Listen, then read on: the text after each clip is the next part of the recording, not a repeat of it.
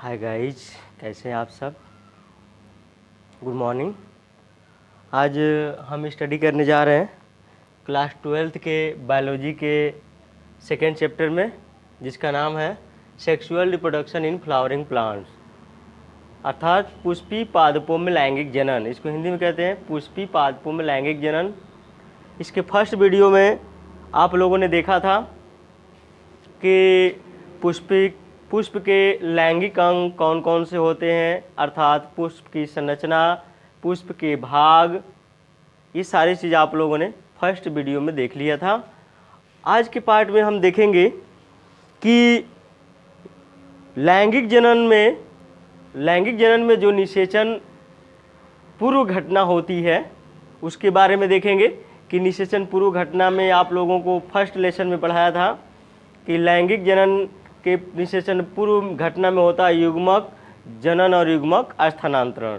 तो अब यहाँ हम स्टार्ट करेंगे निषेचन पूर्व घटना, जिसमें आप लोगों को हम बताए थे कि लैंगिक जनन जो होता है, लैंगिक जनन सेक्सुअल रिप्रोडक्शन जो होता है, लैंगिक जनन, इसमें हमने आपको बताया था कि नर मादा भाग होते हैं और नर मादा भाग से नर युग्मक बनते हैं, नर युग्मक, और मादा से बनते हैं मादा युग्मक,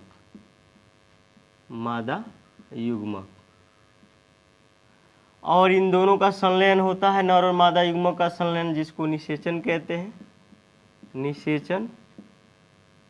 निषेचन कहते हैं। इसके बाद युग्मनज का निर्माण होता है, युग्मनज, जिसको जाइगोट कहते हैं। युग्मनज का निर्माण होता है, युग्मनज से भ्रूण बनता है।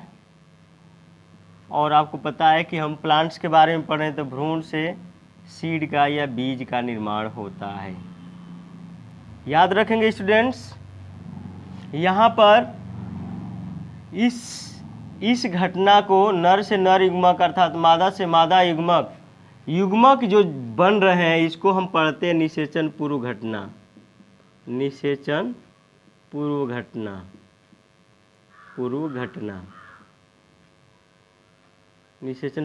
ये पहला हो गया। और दूसरा होता है निषेचन, जो ये घटना होती है नर और मादा का युग्मकों का संलयन, निषेचन। और तीसरी जो घटना हम पढ़ेंगे वो होता है निषेचन पश्य घटना। निषेचन पश्य घटना। तो आप लोगों ने देखा निषेचन पूर्व घटना, निषेचन और निषेचन पश्य घटना हम लैंगिक जनन के अंतर्गत स्टडी करते हैं। लैंगिक जनन यहाँ पढ़ रहे हैं sexual reproduction in flowering plants, Pushpi पादपों में लैंगिक जनन। तो इसमें हम लैंगिक जनन के अंतर्गत हम निषेचन पूर्व घटना को स्टडी करने जा रहे हैं, जिसमें युग्मकों का निर्माण, हमने ये भी बताया था कि इसमें युग्मकों का निर्माण और युग्मकों का स्थानांतरण होता है। तो जाहिर सी बात है, इसको अब स्टार्ट करते हैं। पहले हम आपको बता दें कि जो पुष्प होते हैं, पुष्प का स्ट्रक्चर बता देते हैं आपको। पुष्प का स्ट्रक्चर,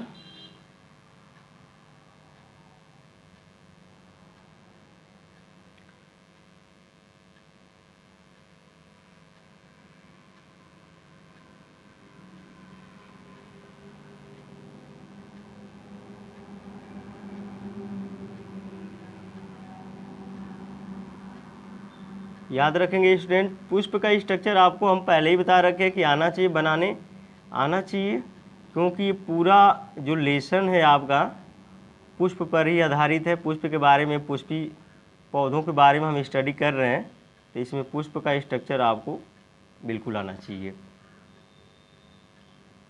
और भागों के नाम भी याद होने चाहिए आपको।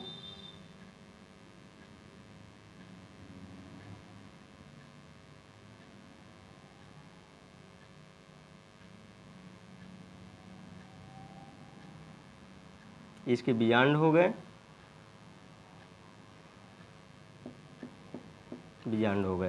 इसको हमने नामकरण भी करके बताया था आपको। इसको बोला जाता है वाह्यदल पुंज,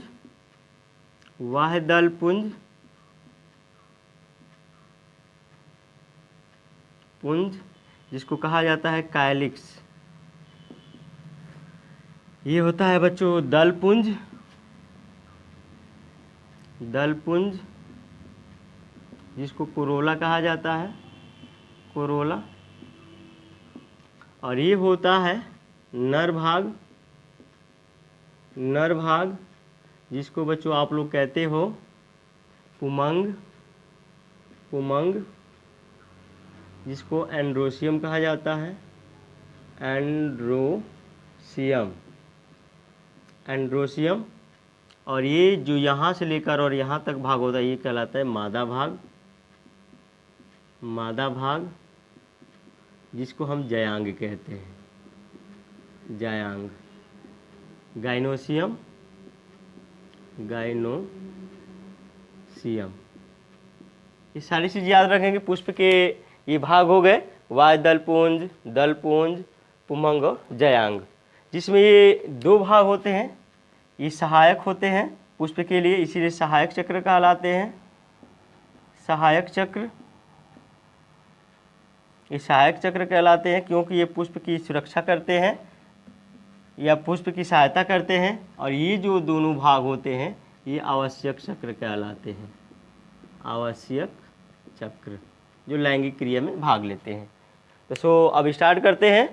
तो याद रखेंगे स्टूडेंट्स, पहले हम देखेंगे नर के अंतर्गत अर्थात पुमंग के अंतर्गत जो इसका पुंकेसर होता है उसमें कैसे नर युग्मकों का निर्माण होता है। तो इसमें निषेचन पूर्व घटना हम स्टार्ट करने जा रहे हैं, जिसमें आप देखेंगे कि यहाँ पुमंग के एक भाग को ले रहे हैं, पुमंग के एक भाग को जिसको हम क्या कहते हैं पुंकेसर, पुंकेसर,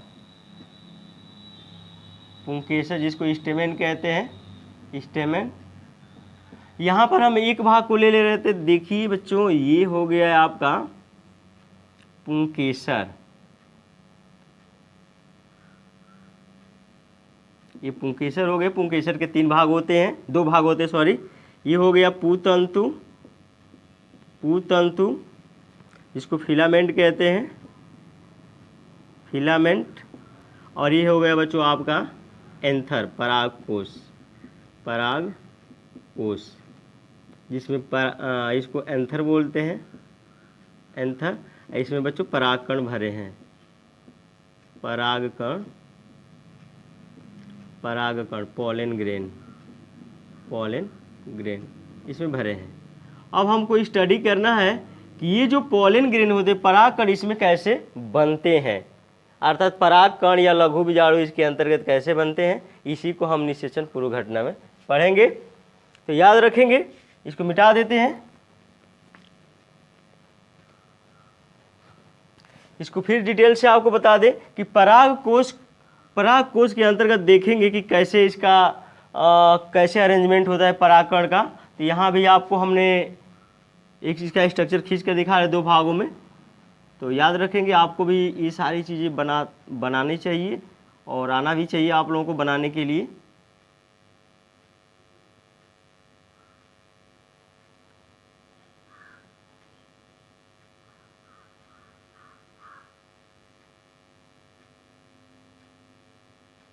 ये ऊपर का भाग हो गया, थोड़ा बड़ा करके बना रहे हैं और नीचे का भाग बना देते हैं।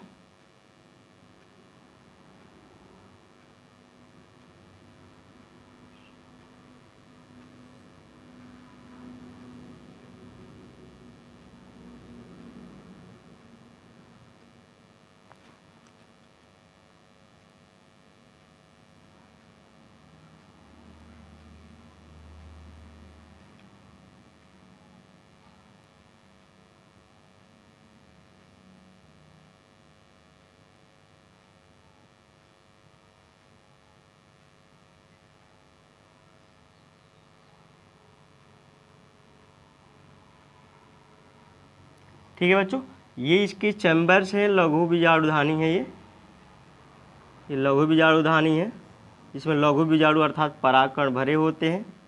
ये जो देख रहे हैं ये नीचे का पार्ट है जिसमें लघु बीजाणुधानी में लघु बीजाणु भरे हैं। ये लघु बीजाणुधानी हो गया, इसको कहते हैं लघु बीजाणुधानी, लघु बीजाणुधानी। लघु बीजाणुधानी, इसको माइक्रोस्पोरेंजियम कहते हैं, माइक्रोस्पोरेंजियम, माइक्रोस्पोरेंजियम। ये बच्चों लघु बीजाणुधानी, ये लघु बीजाणु या परागकण ये कहलाते हैं लघु बीजाणु या परागकण। याद रखेंगे स्टूडेंट्स। इसी का निर्माण लघु बीजाणुधानी में कैसे होता है हम निषेचन पूर्व घटना में पढ़ेंगे। तो याद रखेंगे जो ये भाग बना है इसी में से हम एक भाग लिए, तो ये पुंकेसर हो गया, पुमंग की यूनिट पुंकेसर होती है एक भाग को, जिसको हमने काट कर देखा तो ऊपर का भाग ये हो गया, नीचे के भाग में कैसे ये लघु बीजाणुधानी में लघु बीजाणु कैसे अरेंज हैं आप लोगों ने देखा। ये पूरे लघु बीजाणुधानी 4 चेम्बरों में, 4 चेम्बर में व्यवस्थित, 1 2 3 4, 4 चेम्बर में, 4 चेम्बर्स में व्यवस्थित होता है लघु बीजाणुधानी। तो हम एक चेम्बर के बारे में स्टडी कर लेंगे, तो पूरे के बारे में स्टडी कर लेंगे कैसे लघु बीजाणु एक में बनते हैं, तो चारों में वैसे ही बनेंगे। तो अब स्टार्ट करते हैं निषेचन पूर्व घटना। इसको मिटा दें।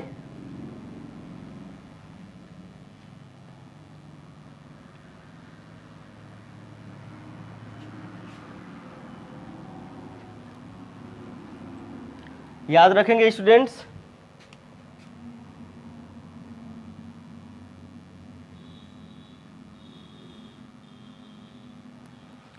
यहां देखेंगे निषेचन पूर्व घटना,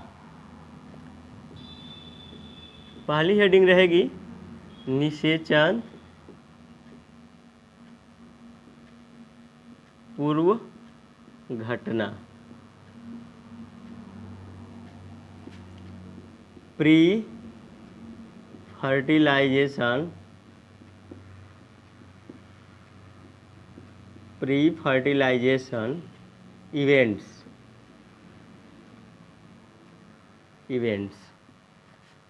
इसमें हम स्टडी करेंगे कि आप लोग को बताए थे कि निषेचन पूर्व घटना में युग्मक जनन और युग्मक का स्थानांतरण होता है। तो इसके अंतर्गत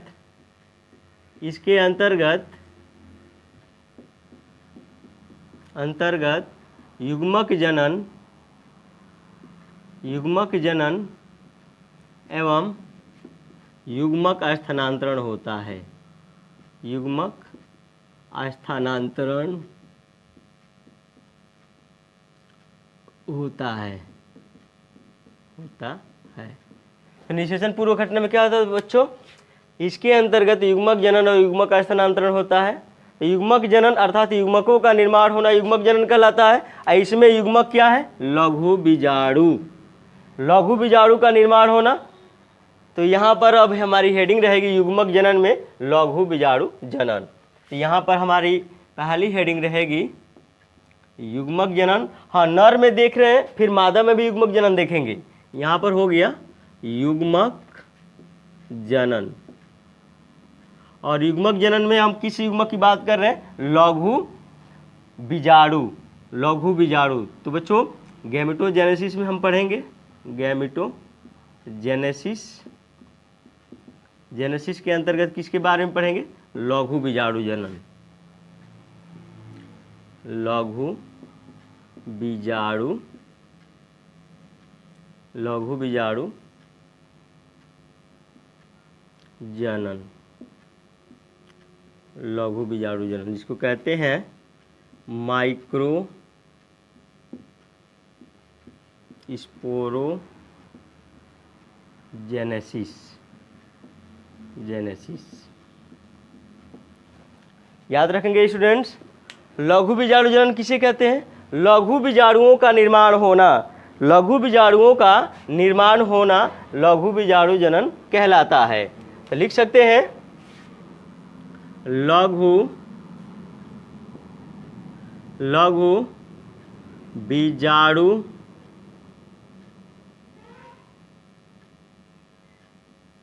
लघु बीजाणु का निर्माण होना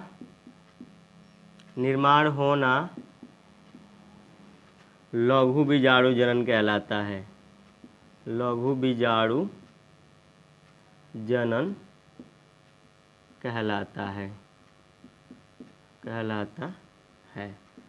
आप लोगों ने देखा लघु बीजाणु का निर्माण होना लघु बीजाणु जनन कहलाता है। तो हम इस भाग में देखेंगे, इस भाग में एक चैम्बर के अंतर्गत जो लघु बीजाणुधानी का एक चैम्बर है उसके अंतर्गत कैसे लघु बीजाणु का निर्माण हो रहा है। तो याद रखेंगे बच्चों, इस भाग को यहाँ पर आपके सामने हम काट कर रख रहे हैं। एक भाग को, एक में जितनी घटनाएं होंगी सब में वही घटनाएं होंगी, तो एक भाग को आपके सामने हम रख रहे हैं, थोड़ा बड़ा करके बना रहे हैं समझने के लिए।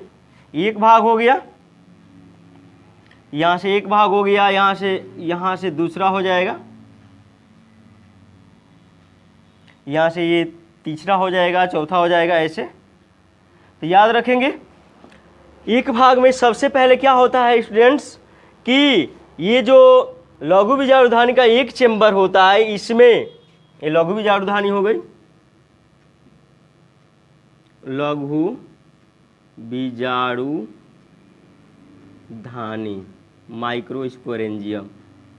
याद रखेंगे लघु बीजाणुधानी में कैसे लघु बीजाणु का निर्माण हो रहा है, अब इसको हम स्टडी करने जा रहे हैं। तो सबसे पहले इनमें ढेर सारी सेल्स होती हैं, मतलब अनेकों कोशिकाएं होती हैं। उनमें से एक कोशिका कुछ अलग तरह का व्यवहार करने लगती है। उनमें से एक कोशिका, एक छोटी सी कोशिका होती है, वो अलग तरह से बिहेवियर करने लगती है, जिसका नाम है, थोड़ा बड़ा करके बना देते हैं, जिसका नाम है बच्चों अधोस्तरीय कोशिका।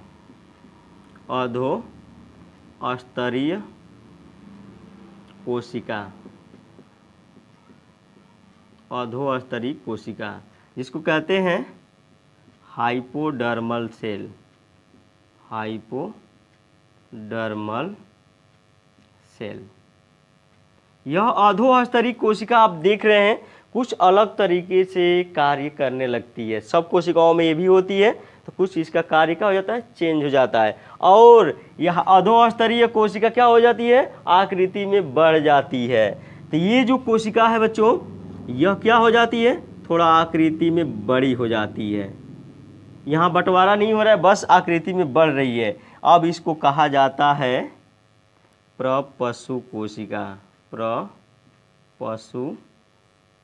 प्रपशु कोशिका।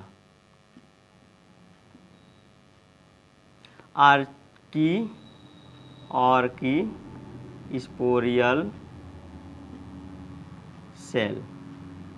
आर्कीस्पोरियल सेल। तो यहाँ पर पशु कोशिका कैसे बना, तो अधोस्तरीय कोशिका थोड़ा आकृति में बढ़ जा रही है और इसको हम प्रपशु कोशिका कहते हैं। ठीक है स्टूडेंट्स, आगे क्या हो रहा है, आगे जो ये प्रपशु कोशिका है, प्रपशु कोशिका में समसूत्री विभाजन होता है। अब इसमें क्या होगा, समसूत्री विभाजन। यहाँ होगा बच्चों समसूत्री विभाजन। समसूत्री विभाजन के बारे में हमने पढ़ा रखा है बेसिक ऑफ बायोलॉजी में। तो समसूत्री विभाजन जब होता है तो इसमें दो सेल्स बनती हैं, दो कोशिकाएं बनेंगी, जिसमें गुणसूत्रों की संख्या समान होती हैं। जैसे इसमें गुणसूत्र होंगे वैसे न्यू सेल्स में भी होंगी। तो दो सेल्स बनेंगी बच्चों यहाँ पर, और दोनों में गुणसूत्रों की संख्या समान होती है। तो एक को कहते हैं, एक कोशिका को कहते हैं प्राथमिक भित्तीय कोशिका। भित्तीय कोशिका, प्राथमिक भित्तीय कोशिका। इंग्लिश में कहते हैं प्राइमरी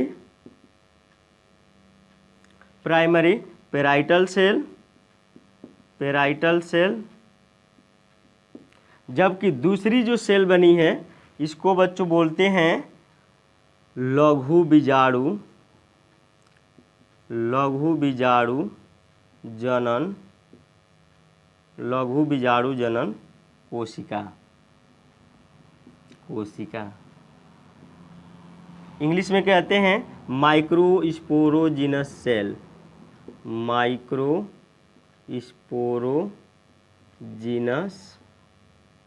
सेल। तो यहाँ आप लोगों ने देखा कि प्रपशु कोशिका में समसूत्री विभाजन होता है, जिसके बाद दो कोशिकाओं का निर्माण होता है, जिसमें पहली कोशिका बन रही है प्राथमिक भित्तीय कोशिका और दूसरी बच्चों बन रही है लघु बीजाणु जनन कोशिका।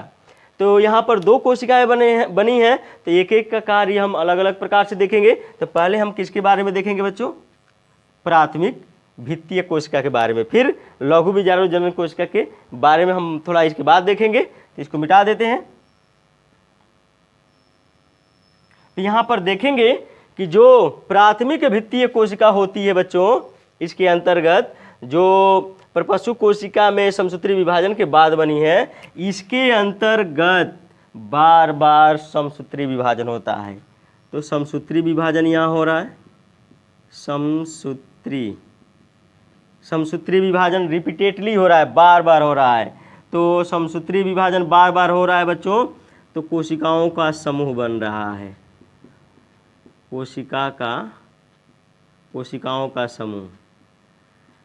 कोशिकाओं का समूह। तो आप लोगों ने देखा कि लघु बीजाणुधानी में एक अधोस्तरीय कोशिका होती है, थोड़ा आकृति में बड़ी हो जाती है, परपशु कोशिका में बदल जाती है। परपशु कोशिका में समसूत्री विभाजन होता है, तो दो कोशिका बनती हैं, प्राथमिक भित्तीय कोशिका और लघु बीजाणु जनन कोशिका। प्राथमिक भित्तीय कोशिका में समसूत्री विभाजन बार बार होता है, तो कोशिकाओं का एक समूह बन जाता है। यह कोशिकाओं का जो समूह होता है लघु बीजाणुधानी के 3 स्तरों का निर्माण करती है। तो ये 3 स्तर में बढ़ जाती हैं कोशिकाओं का समूह, 1 2 3। 3 स्तर में हम बच्चों बना देते हैं। एक होता है बाह्य स्तर, मध्य स्तर और तीसरा होता है टाइपिटम। तो आप लोगों ने देखा पहला, दूसरा और तीसरा, 3 लेयर यहाँ बना। इस लघु बीजाणुधानी का 3 स्तर बना बच्चों, बाह्य स्तर, मध्य स्तर, टाइपिटम। बाह्य स्तर एक ही लेयर का होता है, मध्य स्तर 1 से 3 लेयर का होता है, जबकि टाइपिटम का भी एक ही स्तर होता है। तो याद रखेंगे, प्राथमिक भित्तीय कोशिकाओं के द्वारा जो समसूत्री विभाजन हुआ है, प्राथमिक भित्तीय कोशिका में जो समसूत्री विभाजन हुआ है, तो कोशिकाओं का एक समूह बना है। यह कोशिकाओं का समूह बाह्य स्तर, मध्य स्तर और टाइपिटम में बढ़ जाता है। तो यहाँ पर हम क्या करेंगे, इसके अंतर्गत हम सजा कर दिखाएंगे कि कैसे ये 3 स्तर इसके अंतर्गत बने हैं। तो इस चीज़ को आप लोग याद रखेंगे, बहुत इजी है, इजी टॉपिक है, याद रखेंगे बच्चों। ये पहले बाह्य स्तर को बना लेते हैं।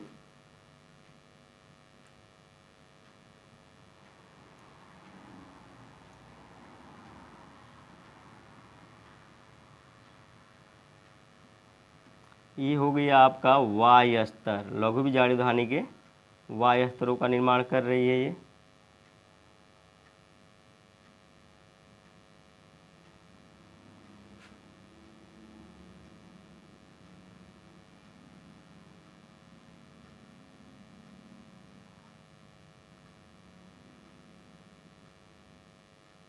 ठीक है बच्चों, ये हो गया बाह्य स्तर। ये कोशिकाओं का क्या है, समूह है।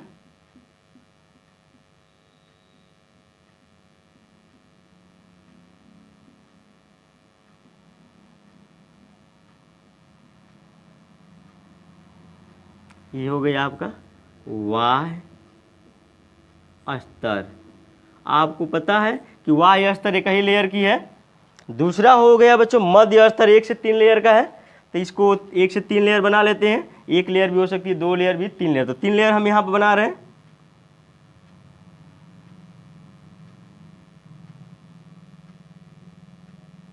आराम से चित्र बनाएंगे आप लोग भी, क्योंकि चित्र इसमें बहुत इंपॉर्टेंट है।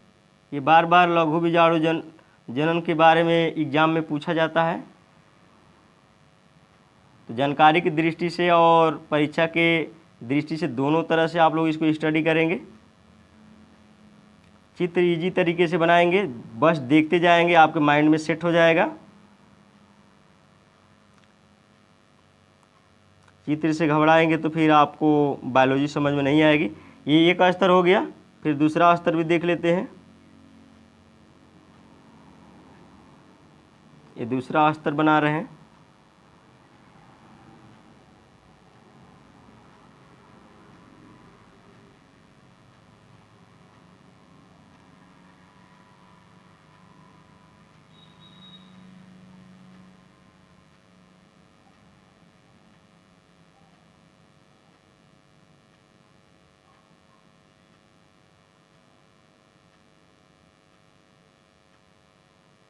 ये बच्चों दूसरा अस्तर हो गया। और आपको पता है कि 3 अस्तर का है, तो एक और यहाँ से अस्तर खींच लेते हैं।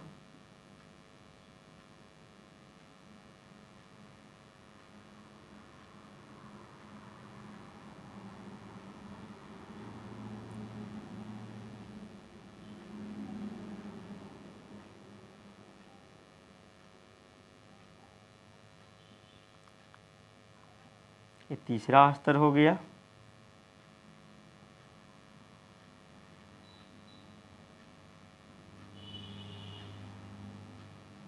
तो याद रखेंगे बच्चों, इस स्तर को कहेंगे मध्य स्तर। इसको मिटा देते हैं।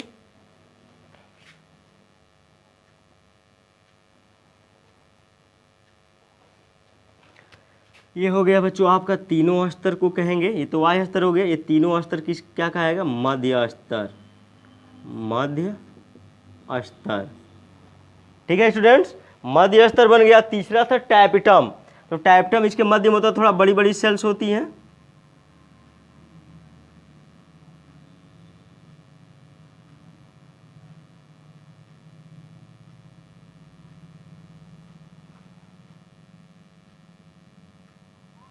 याद रखेंगे, ये टैपिटम लेयर है, थोड़ा बड़ी बड़ी सेल्स होती है इसमें।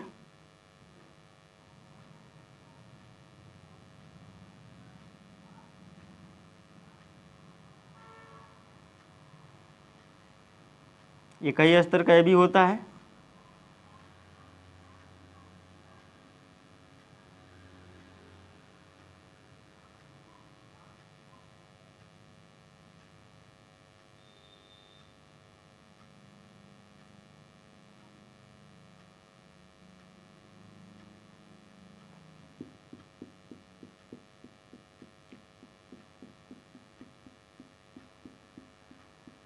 ये हो गया बच्चों आपका टैपिटम, टैपिटम, टैपिटम स्तर हो गया। तो आप लोगों ने देखा यहाँ पर कि जो लघु बीजाणुधानी है उसके अंतर्गत जो प्राथमिक भित्तीय कोशिका है वो 3 स्तरों का निर्माण करती है। वाय स्तर, इसका कार्य देख लेंगे। वाय स्तर इस लघु बीजाणुधानी को प्रोटेक्ट करती है। यह जो स्तर है यह इसको सुरक्षा प्रदान करता है। तो वाय स्तर का कार्य आप लोगों ने देखा कि लघु बीजाणुधानी को सुरक्षा प्रदान करता है। जबकि मध्य स्तर, जो मध्य स्तर होता है बच्चों, प्राथमिक भित्ति कोशिका का जो मध्य स्तर बना है लघु बीजाणुधानी के, लघु बीजाणुधानी का जो मध्य स्तर है क्या होता है? जल्दी ही नष्ट हो जाता है। और इसके अंतर्गत जो पराग कण विकसित हो रहे हैं उसको पोषण प्रोवाइड करता है। तो ये जल्दी ही नष्ट होकर विकसित हो रहे पराग कणों को पोषण देता है। जबकि टैपिटम का कार्य बार बार पूछा जाता है। टैपिटम का कार्य कॉम्पिटिटिव एग्जाम से लेके आपके बोर्ड एग्जाम तक इसको पूछा गया है कि टैपिटम का कार्य क्या होता है। तो इसका मुख्य कार्य है विकसित हो रहे पराग कणों को पोषण देना। तो इसका भी कार्य आप लोगों ने देखा, विकसित हो रहे पराग कणों को पोषण देना।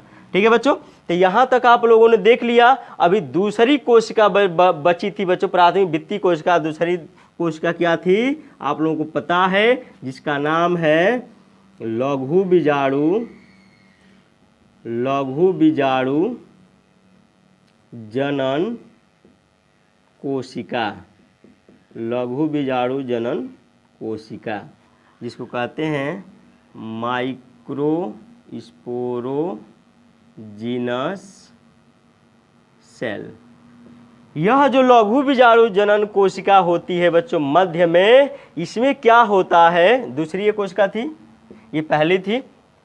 इसमें होता है समसूत्री विभाजन। तो याद रखेंगे, इसमें जब समसूत्री विभाजन होगा तो 2 सेलों का निर्माण, 2 कोशिकाओं का निर्माण होगा। समसूत्री विभाजन ही हो रहा है, तो 2 कोशिकाएं बन रही है बच्चों। यहाँ पर हो गया समसूत्री विभाजन, समसूत्री विभाजन हो रहा है यहाँ पर।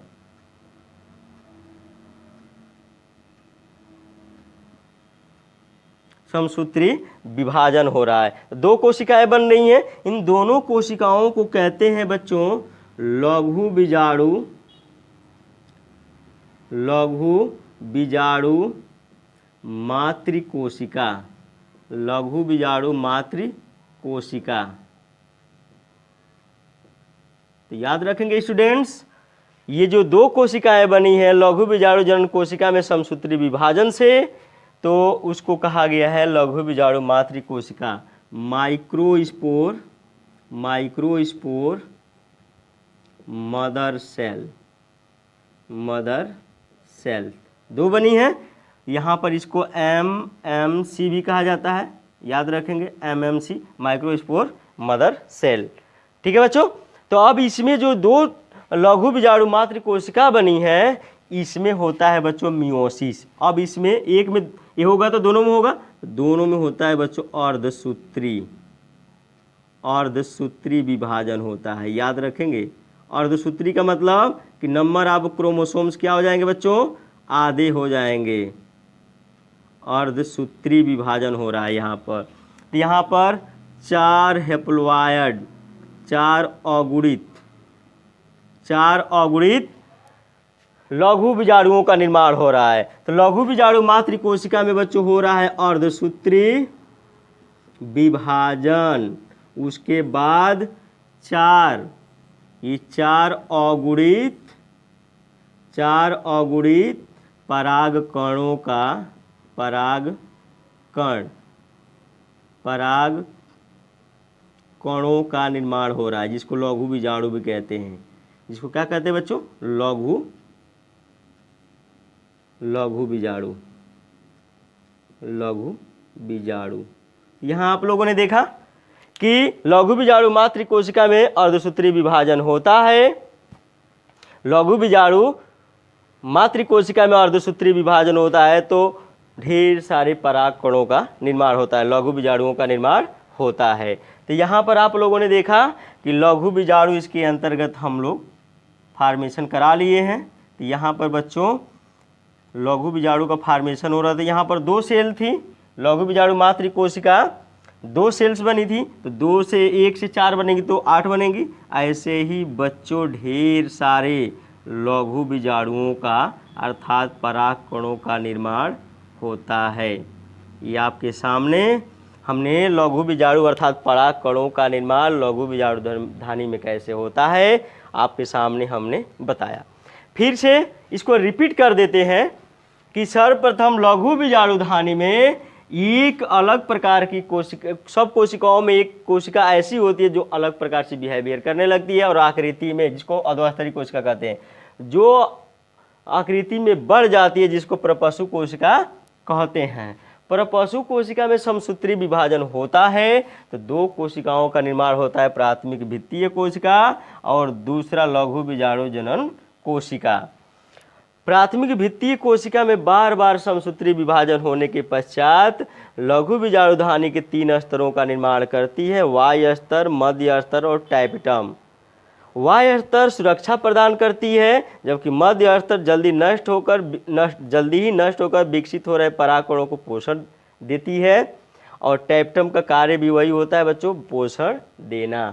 ठीक है। तो यहाँ पर आप लोगों ने देखा कि प्राथमिक भित्ति कोशिका स्तरों का निर्माण की, जबकि लघु बीजाणु जनन कोशिका में समसूत्री विभाजन होता है तो लघु बीजाणु मातृ कोशिकाओं का निर्माण होता है। और लघु बीजाणु मातृ कोशिका में अर्धसूत्री विभाजन होने के बाद ढेर सारे अगुणित पराग कणों अर्थात लघु बीजाणुओं का निर्माण होता है। तो यहाँ पर लघु बीजाणु आप लोगों ने देख लिया कैसे बना है।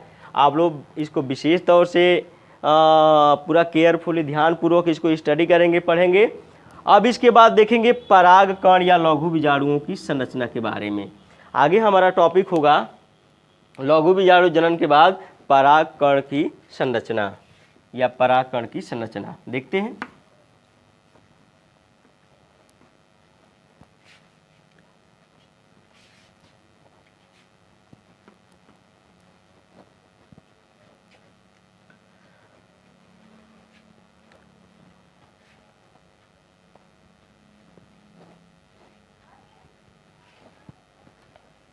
यहाँ पर हमारा हेडिंग हुआ बच्चों पराग कण की संरचना।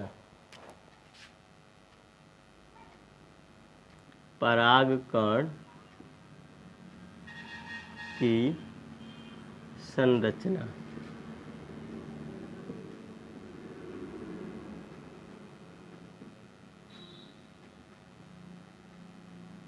Structure of pollen grain, pollen grain, structure of pollen grain. Easy तरीके से डायग्राम खींचेंगे मेरे साथ। तो परागकण 2 लेयर का होता है बच्चों। परागकण का स्ट्रक्चर खींचेंगे बहुत इजी तरीके से।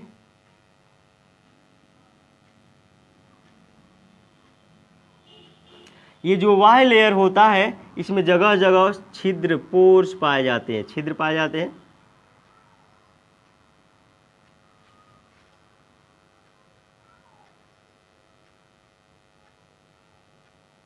ऐसे छिद्र पाए जाते हैं।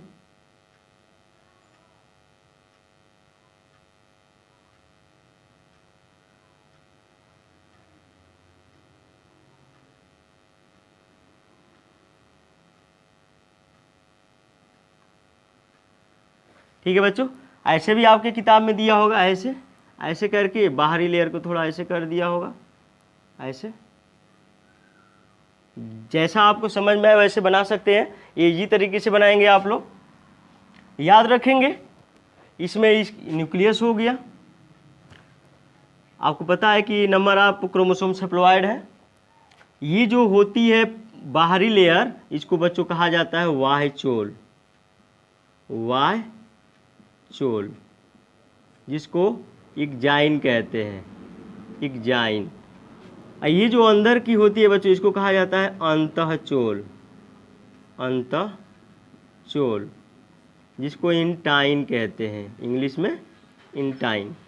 याद रखेंगे ये जो छिद्र देख रहे हैं इसको कहा जाता है जनन छिद्र, जनन छिद्र, जनन छिद्र कहा जाता है, जर्म पोर कहा जाता है, इंग्लिश में जर्म पोर। ये न्यूक्लियस हो गया, केंद्रक, केंद्रक,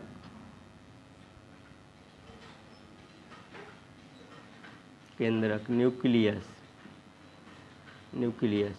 याद रखेंगे बच्चों ये परागकण होता है। परागकण के 2 स्तर होते हैं, वाह्य चोल, इक्जाइन, अंतःचोल, इंटाइन। इसमें वाह्य चोल पर जगह जगह छिद्र पाए जाते हैं जिसे जनन छिद्र कहते हैं, और मध्य में एक केंद्रक होता है। याद रखेंगे पूछा जाता है बार बार क्वेश्चन कि वाह्य चोल परागकण की या लघु बीजाणु की जो वाह्य चोल होती है किसकी बनी होती है। तो एक पदार्थ होता है बच्चों जिसका नाम है, जो जिसका जैविक अपघटन नहीं होता है, स्पोरोपोलेनिन, पोलेनिन। स्पोरोपोलेनिन नामक पदार्थ से ये वाय लेयर बनी होती है, वाह्य चोल बनी होती है, जिसका जैविक अपघटन नहीं होता है, जैविक अपघटन नहीं होता है, जैविक अपघटन नहीं होता, अर्थात हजारों लाखों सालों तक इसी के कारण ये नष्ट नहीं होती है। तो ये स्पोरोपोलेनिन एक ऐसा पदार्थ होता है जो जिसका जैविक अपघटन नहीं होता है, जिसके कारण परागकण कई सालों तक ऐसे ही नष्ट नहीं होता है। दूसरा पूछा जाता है कि अंतःचोल किसकी बनी होती है। अंतःचोल बच्चों बनी होती है पेक्टोसेलुलोज, पेक्टोसेलुलोज, सेलुलोज, पेक्टोसेलुलोज की बनी होती है। तो दोनों के बारे में आप लोगों ने देख लिया। पूछा जाता है वाह्य चोल किसकी बनी होती है, स्पोरोपोलेनिन, जिसका जैविक अपघटन नहीं होता है। अंतःचोल किसकी बनी होती है, पेक्टोसेलुलोज। तो आप लोगों ने देखा जनन छिद्र का कार्य क्या है। जब परागण की क्रिया हो जाती है तो जनन छिद्र से पराग नलिका का विकास होता है, निर्माण होता है। और केंद्रक, केंद्रक का भी कार्य होता है, कुछ उसमें भी बदलाव होते हैं, हम देख लेते हैं। याद रखेंगे बच्चों यहाँ पर देखेंगे क्या क्या बदलाव होता है। तो थोड़ा सा एक चित्र बना लेते हैं, फिर आपको समझा रहे कि कौन कौन से केंद्रक में बदलाव होते हैं।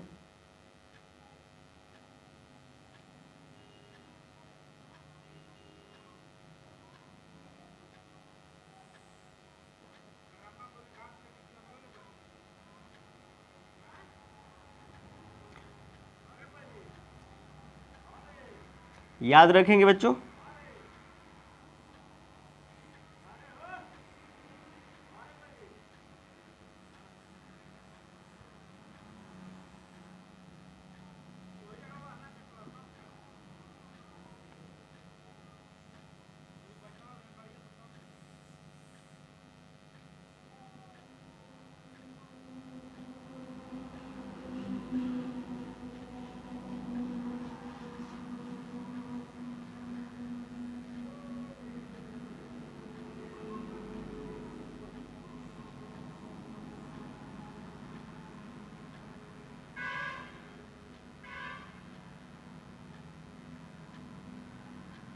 देख रहे हैं बच्चों, ये एक पुष्पीय पादप का है जिसमें कुछ बदलाव होता है जब परागकण इसमें से निकलता है। तो इसको हम थोड़ा बड़ा करके बना देते हैं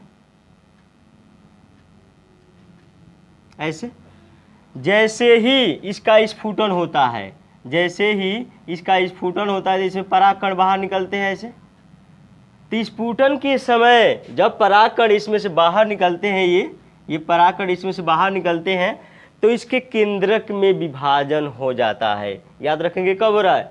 जब पराग कोश का स्फुटन हो रहा है, स्फुटन, उसी समय परागकण के केंद्रक में विभाजन हो जाता है। अर्थात एक बड़ा केंद्रक बनता है और एक छोटा केंद्रक।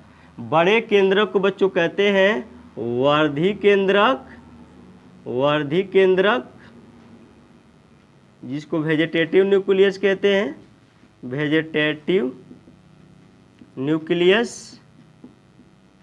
और जबकि दूसरे को कहते हैं बच्चों जनन केंद्रक, जनन केंद्रक, जिसको कहते हैं जेनरेटिव न्यूक्लियस, जेनरेटिव न्यूक्लियस। तो आप लोगों ने देखा कि जब पराग कोश का स्फुटन होता है, अर्थात परागकण टूटता है, उसी समय परागकण के केंद्रक में विभाजन हो जाता है। तो बड़ा केंद्रक जो बन रहा है वर्धी केंद्रक, और जो छोटा केंद्रक बन रहा है बच्चों, हाँ, समसूत्री विभाजन हो रहा है, इतना याद रखेंगे। तो छोटे केंद्र को वो जनन केंद्रक कह रहे हैं। ठीक है बच्चों, तो पहला बदलाव आप लोगों ने देखा कब हुआ है? पराग कोश के स्फुटन के समय। जब परागण की क्रिया हो जाती है, अर्थात जब परागकण यहाँ पहुँच जाते हैं, इसी को परागण कहते हैं। परागण, पॉलिनेशन। What is pollination? तो पराग कणों का पराग कोश से निकलकर वर्तिकाग्र पर, ये मादा का क्या है बच्चों? वर्तिकाग्र, वर्तिकाग्र,